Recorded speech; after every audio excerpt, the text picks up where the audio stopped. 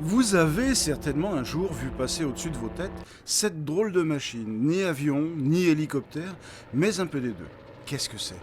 Nous sommes sur le terrain de Moesbly par une belle journée d'automne. Le ciel est bleu, le soleil brille, alors pourquoi ne pas en profiter pour faire un baptême de l'air en gyrocoptère?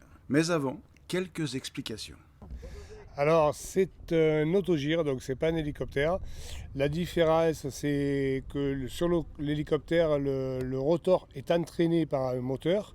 Et ici, le rotor, il est complètement libre, il est juste entraîné par le vent relatif.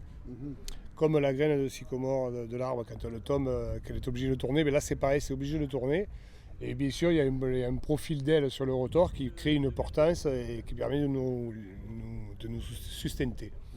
Alors le décollage, on prélance le rotor grâce à un système qu'on voit ici. Voilà. Et on commence à lui donner des tours au rotor. Et puis vers les 200 tours, on arrête l'embrayage, donc le rotor devient libre. On met les gaz, on commence à avancer et le reste des tours qui est nécessaire pour pouvoir commencer à être soulevé est pris par la vitesse d'avancement. On avait fait déjà. L'année dernière, on avait fait une initiation ULM. Et puis on s'était vu, enfin moi j'avais vu le gyro dans le hangar. Je m'étais dit tiens, drôle de machine. Et cette année, on s'est dit tiens, on se lance.